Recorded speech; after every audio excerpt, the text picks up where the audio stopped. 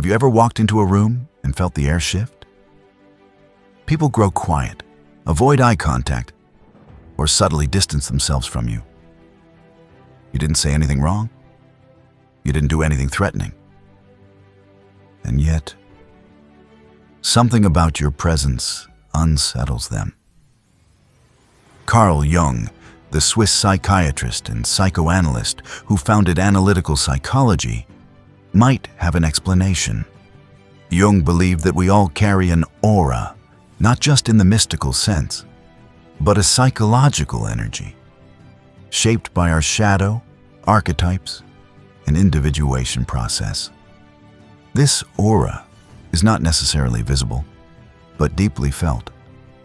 It's an unconscious force that communicates who we really are beyond our words and actions. And sometimes, it scares people. Not because you're bad or harmful, but because your presence challenges their illusions, disrupts their comfort, or reveals something they're not ready to confront. In this video, we'll explore signs your aura might be intimidating, without you even realizing it, all grounded in Jung's psychological insights. Some of these signs will surprise you. Some might feel painfully familiar. But by the end, you'll gain a deeper understanding of your own presence and why it affects others the way it does. Let's begin. Sign 1. You embody the shadow others deny. According to Jung, the shadow is the part of ourselves we repress, our desires, fears, impulses, and traits society tells us to hide. Most people spend their lives running from their shadow, projecting it onto others.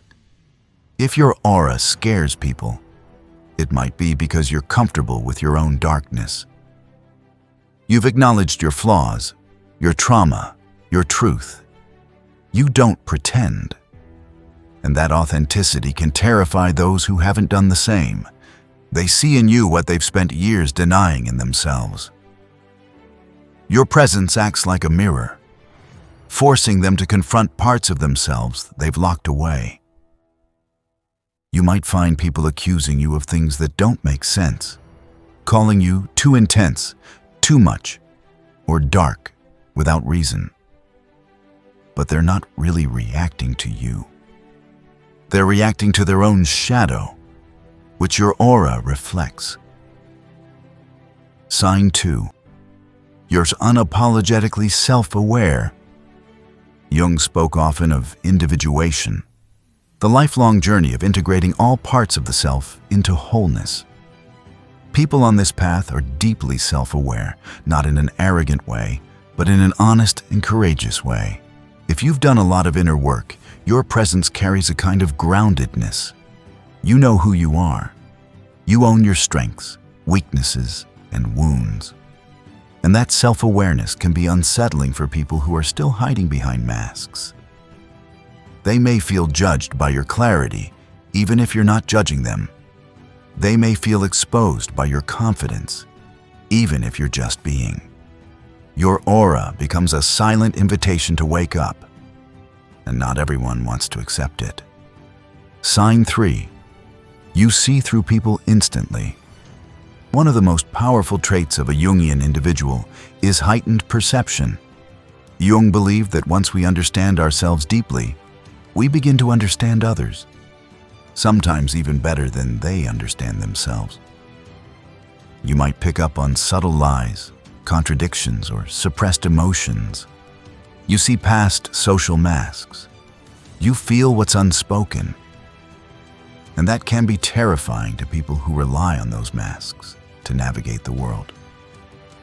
They sense that they can't hide from you, that you see them, not just who they want to be, but who they really are. People may become defensive or avoidant around you, even if you're kind and respectful. Your aura makes them feel vulnerable, and not everyone is ready for that level of exposure. Sign 4. You carry emotional depth most avoid.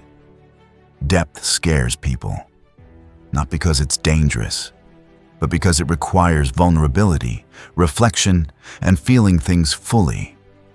Jung believed that our modern world avoids emotional depth. We escape into distractions, roles, and ideologies. But if your aura is deep, quiet, and introspective, it can make shallow people uncomfortable. You're not interested in small talk. You're not amused by surface-level drama. You speak from your soul. You ask real questions. You crave meaning. And when people sense that, some might retreat. They know that being around you means confronting what they've buried. Your energy doesn't allow for pretense. It invites depth. And depth, for many, is terrifying.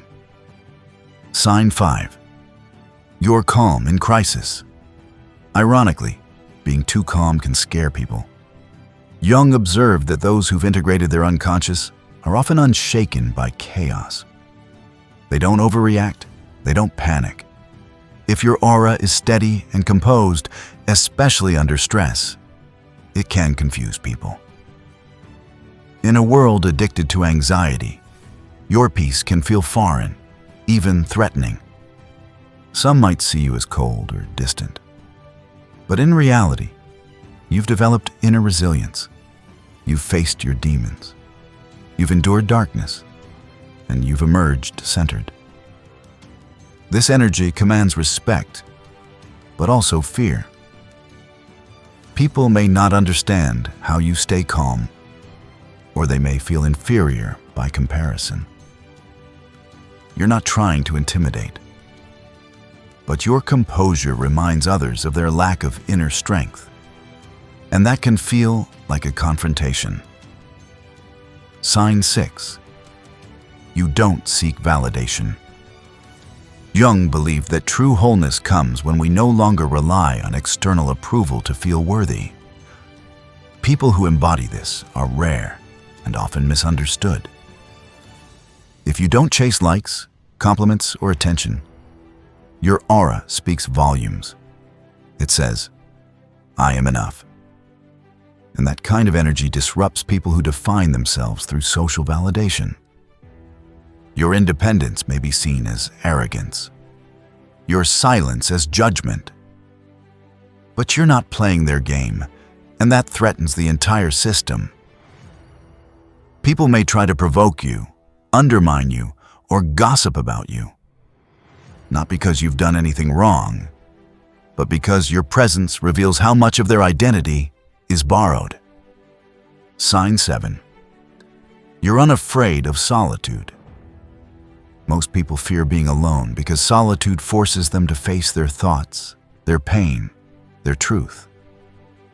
But Jung said that the path to individuation requires solitude, not as loneliness, but as sacred self-communion. If you enjoy being alone, your aura reflects that wholeness. You don't cling. You don't need constant noise. You find peace in your own company. This independence can feel threatening to those who fear abandonment or who rely on others to feel complete.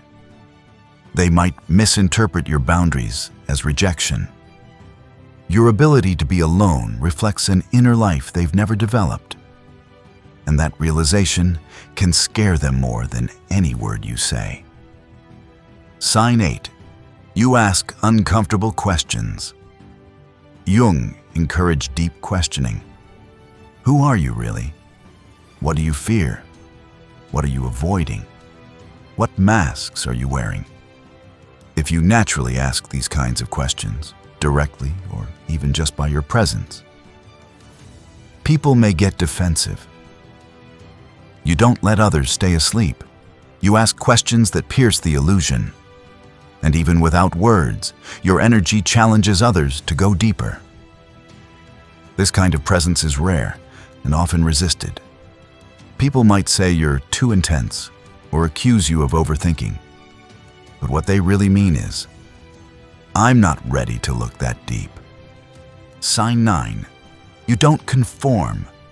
Jung wrote extensively about the danger of the collective unconscious, the tendency of people to blindly follow norms without understanding why.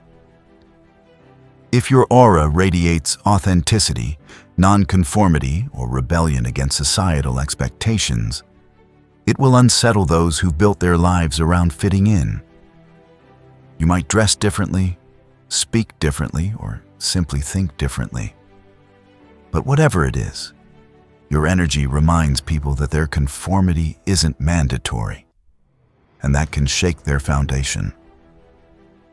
You represent freedom, and freedom scares those who have built prisons for themselves. Sign 10. You radiate power without dominance. 400 words. There's a quiet kind of power that doesn't need to shout. It doesn't seek control, it simply is. This is the power Jung referred to as integration, when the conscious and unconscious unite.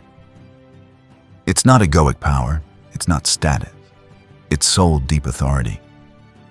If your aura carries this energy, people sense it immediately. You don't have to prove yourself, you don't need to dominate. But your presence fills the room. And some people aren't ready for that kind of power, especially if they're used to playing games of hierarchy or manipulation. Your energy is honest, centered, and unshakable, and that threatens people who are still performing roles. So, what does it mean if your aura scares people? Are you too much? Are you dangerous? Not at all. In fact, it means the opposite. It means you've done the inner work.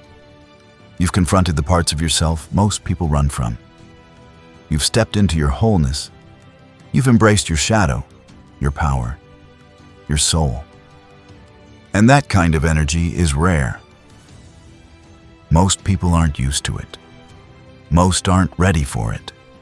And so they project fear, discomfort, or avoidance onto you. But don't dim your light to comfort their shadows. Don't shrink your soul to fit their expectations. Your presence is not a problem.